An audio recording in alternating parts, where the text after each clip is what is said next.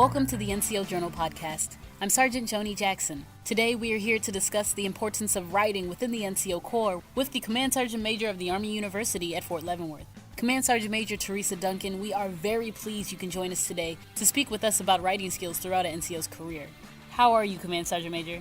Hey, good morning, sister. Thank you so much for the invite. I truly appreciate it. And it's always a great day to talk with soldiers. So I recently spent some time at the Harvard University doing a learning innovation laboratory.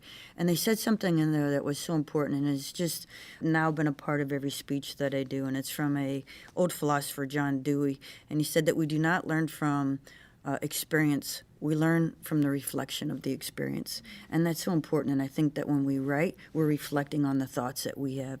And I think that's why it's probably most important to me. First question. How can learning to write develop a junior NCO? I think it helps the soldier, helps our young NCOs by taking that momentary pause between, if you've read the emotional intelligence, we learn it's the gap between our limbic system, which is our emotions, and our frontal lobe, which is our decision-making, our critical thinking processes. And right in between there is that emotional piece. And, when we take time to write, we take time to think about what our emotions are telling us to say. So I think it's important for soldiers because it adds that thinking process and gets them going. I think it also helps them prep for the professional military education that they're about to go in, which is focused on assisting with their creative and critical thinking processes.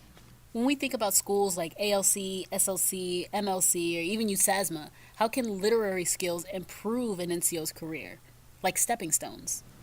That's a great question, sister. I think it definitely helps us during the process of our advanced senior leadership courses.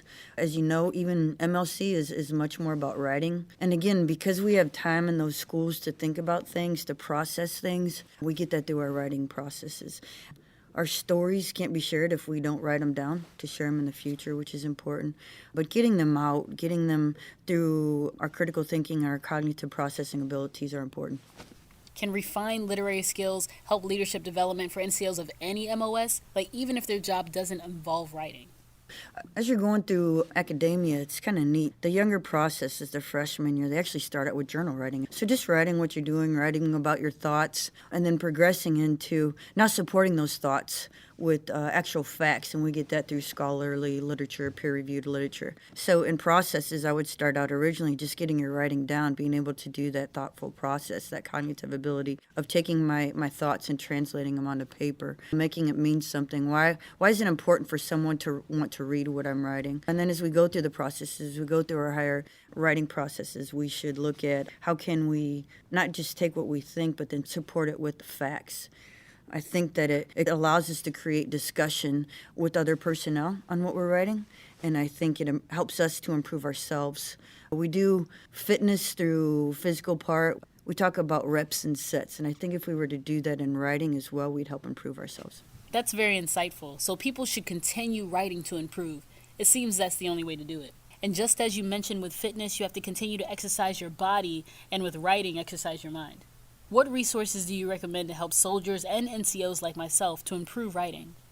I think some of the resources out there, you have higher learning. We have, ironically, on your website, the Army University Press, we have the NCO Journal, which is a great tool for people to go in and kind of look at how to start their writing. And again, that's by great NCOs who have written down their thoughts and then gotten assistance from you all on how to progress that into a scholarly writing. And then the other great piece is we have the Journal of Military Learning, which is a peer-reviewed article. So getting into those, I think you can actually go into any writing courses.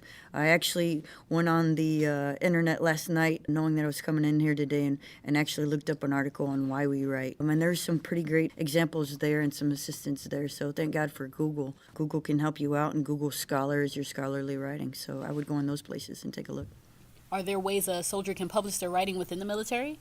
When I go out and talk about this now, I always say, reach back to my great Army U Press. I think the biggest problem we have with not writing is because we're afraid of what people will think, and we're just not as self-confident in it. And yet if we could just put those thoughts on paper and then have your team assist them with writing it. So again, going on the Army U Press page and reaching out, going to those contacts on that page to help our soldiers write. Yes, I agree. A lot of NCOs are afraid to express themselves, but along with academic writing, there is personal writing development they can do to improve their confidence level. The opportunity for peer review is there before submitting a paper to a class or to be published.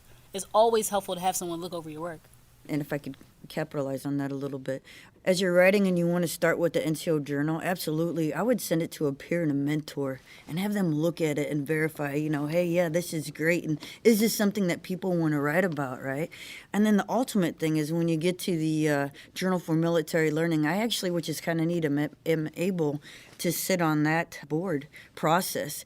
And it's neat because as they go through, these scholarly people with doctorate degrees go through each article, they actually say, hey, this one isn't quite there, but then they assign a mentor to run them through the process to get it picked up again. Because just as it may not get into one, it may get into the next one. So it's kind of neat, another way of developing yourself and your learning processes. Why is it helpful to have writing skills beyond your military career?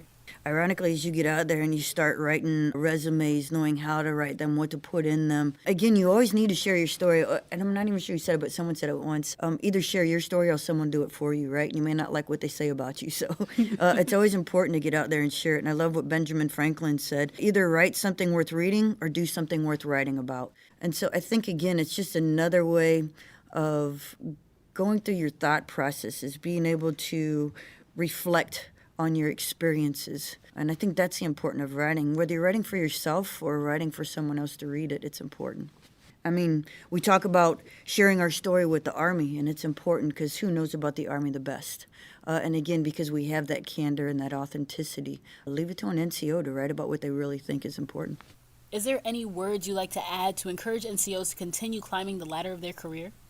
As I write my resume now, I realize that I need different type of writing skills. So I think sharing your story of what you've done, not just in the Army, but outside the Army, we share with our communities. We're the best recruiters. We share our story, right? And then I think the levels in which we go through, first doing that journal writing as we discussed earlier, and to the NCO Journal where we get some help. We have their thoughts and we have what we think, supporting it with some peer-reviewed facts.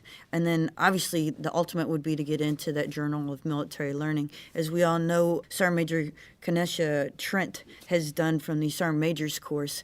She's the first NCO to get into that peer review, and she just did that, broke that glass ceiling through our last quarterly process. So very exciting to see where our NCOs are going to take it. I would also suggest that when we send out drafts of doctrine, get into that, read it, and put your thoughts down. The sky's your limit on what you can do in writing. And I just ask that they find a passion and they write about it and they see it through, because someone else might have that same passion and you helping them get there is just going to be a phenomenal idea.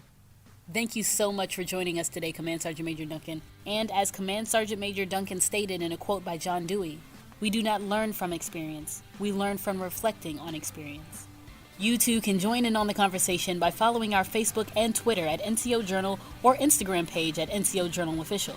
You can also put your knowledge to print and submit articles to get published by visiting our official NCO Journal website. Until next time, I'm Sergeant Joni Jackson.